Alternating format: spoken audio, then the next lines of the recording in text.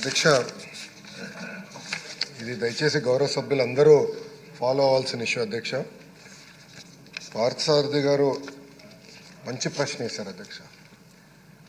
అధ్యక్ష, నేను యువగలం పాదయాత్ర చేసినప్పుడు, ఆలూరు ఆదోని ఈ ప్రాంతంలో పాదయాత్ర చేసినప్పుడు నేను స్వయంగా చూశాను అధ్యక్ష. వలసలుగా ఉద్యోగాలు ఉపాధి కోసం కుటుంబాలు వెళ్తాం అధ్యక్ష.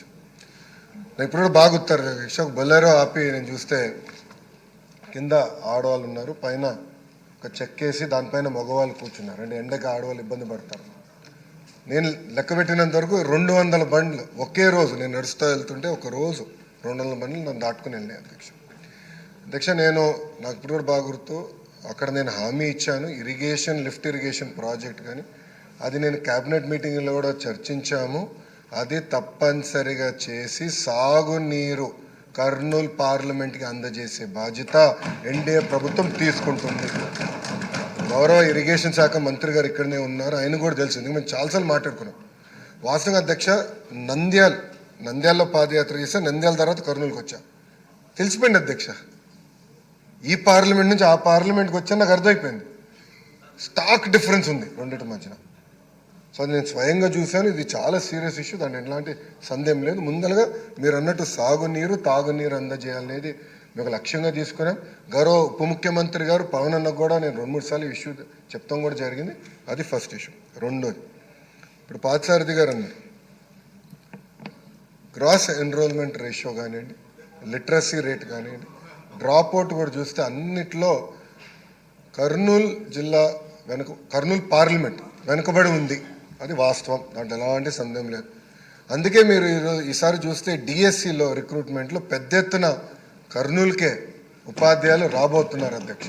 చాలా సీరియస్గా తీసుకుంటున్నాను ఇది. అది ఫస్ట్. రెండోది, అపార్ ఐడి అని కేంద్ర ప్రభుత్వం ఇప్పుడు స్లోగా మ్యాండేట్ చేస్తున్నారు. అంటే పిల్లలకి జీవితాంతం ఒక ఐడి వచ్చేస్తుంది, ఆధార్కి ఇంటిగ్రేట్ చేసి ఒక ఐడి వస్తుంది.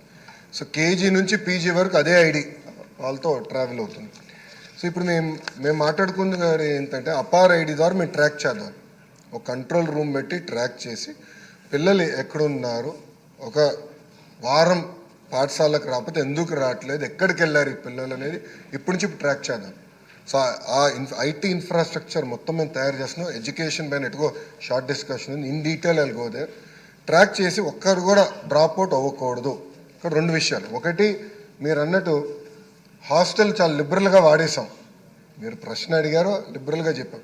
మీరు అన్నట్టు బ్రేక్ఫాస్ట్ లంచ్ డిన్నర్ ఇక్కడ హాస్టల్ వసతులు లేవు, అది వాస్తవం, అందరు తెలిసిన విషయం. కానీ మేము ఆలోచించేది 2 విషయాలు. ఒకటి, ఇప్పుడున్న సంక్షేమ హాస్టల్స్ ఎట్లా బలోపేతం చేయాలి. ఒక భాగం అయితే వలసలుగా వెళ్తారు అధ్యక్ష. ప్రధానంగా వాళ్ళందరూ మిర్చి సమయంలో ఇక్కడికి వచ్చి గుంటూరులో ఎక్కువ శాతం మంది ఇక్కడ ఉంటారు. సో వాళ్ళు ఇక్కడికి వచ్చినప్పుడు ఇక్కడ అడ్మిషన్స్ ఇవ్వచ్చా, దానికి విధి విధానాలు ఏంటి అంటే వచ్చేది ఒక 4 నెలలు 5 నెలలకి ఇక్కడ అడ్మిషన్స్ ఇచ్చి వాళ్ళ పిల్లలకి చదువు ఇక్కడ కొనసాగించవచ్చా, ఎందుకంటే అక్కడ స్కూల్ కిట్ ఎక్కువ ఇస్తాం కనుక ఇక్కడ చేయొచ్చు. ఆ ట్రాకింగ్ కూడా ఇప్పుడు మొదలు పెడతాం. అది ఒక భాగం. అంటే ఒక పక్కన హాస్టల్స్, ఇంకో పక్కన ఈ ట్రాకింగ్ 2 ఉంటేనే డ్రాప్ అవుట్ రేట్ తగ్గుతుంది, దాంట్లో ఎలాంటి సందేహం లేదు అధ్యక్ష. గౌరవ సభ్యులు చెప్పినట్లు ఇప్పుడు 24-25 బడ్జెట్లో 121 సెంటర్, అంటే రాష్ట్ర వ్యాప్తంగా 121 సెంటర్లో కేవలం 6,040 మంది విద్యార్థులకి 6,04,00,000 రూపాయలు ఖర్చు పెడతాం జరిగింది. మీరు చూస్తే గతంలో కూడా డీటెయిల్స్ మొత్తం నా దగ్గర ఉంది అధ్యక్ష. అంటే ఎక్కడ ఒక రేషియో లాగా లేదు. కొన్ని సంవత్సరాలు ఎక్కువ ఉన్నాయి, కొన్ని సంవత్సరాలు దాదాపు 10 కోట్లు ఖర్చు పెట్టాం. వైకాపా ప్రభుత్వం సమయంలో అయితే 40 లక్షలు ఖర్చు పెట్టినవి కూడా సంవత్సరాలు ఉన్నాయి. అంటే ఇది ఒక ప్రణాళికబద్ధంగా చేయలేదు, ఏదో నిధులు ఉన్నాయి చెయ్యాలి ఒక టిక్ బాక్స్గా చూసాం తప్ప పిల్లలకి మెరుగైన విద్య అందించాలి, వాళ్ళ తల్లిదండ్రులకి విద్య లేక వాళ్ళు ఎట్లయితే వలసలుగా వెళ్ళాల్సి వస్తుందో అలాంటి పరిస్థితి పిల్లలకి రాకూడదు అనే ఆలోచనతో అయితే గతంలో పనిచేయలేదు. ఇది చాలా సీరియస్గా తీసుకుంటున్నాము, దాన్ని మీకు ఎలాంటి డౌట్ వద్దు. అసెంబ్లీ సెషన్లు అయిన తర్వాత కూడా గౌరవ సభ్యులందరితో కూర్చుంటాను, ఆ పార్లమెంట్ సంబంధించిన సభ్యులతో. We will discuss threadbare. ఒక పక్కన సంక్షేమ హాస్టల్స్ని ఎట్లా బలోపేతం చేయాలి, ప్యారలల్గా ఏదైతే నేను చెప్పాను వలసలు జరగకుండా చూసుకుంటాం. ఒకటైతే అక్కడ కూడా మెరుగైన విద్య ఎట్లా అందించాలి, ఒకవేళ వేరే జిల్లాలకు వెళ్ళినప్పుడు అక్కడ ప్రభుత్వ పాఠశాలలో విసులుబాట కూడా కల్పించే విధంగా చేసే బాధ్యత మన ఇండియా ప్రభుత్వం తీసుకుంటుంది. అంతేకాకుండా అధ్యక్ష, గ్రాస్ ఎన్రోల్మెంట్ రేషియో కానీ, దాని స్టూడెంట్ టీచర్ రేషియో కానీ, అన్నిట్లో మన పార్లమెంట్ అంటే కర్నూలు పార్లమెంట్ వెనుకబడి ఉంది, అంటే అలాంటి డౌట్ లేదు. వచ్చే 3 సంవత్సరాలు అందరూ అక్కడున్న శాసనసభ్యులు అందరం కలిసికట్టుగా పనిచేద్దాం. Let us work together.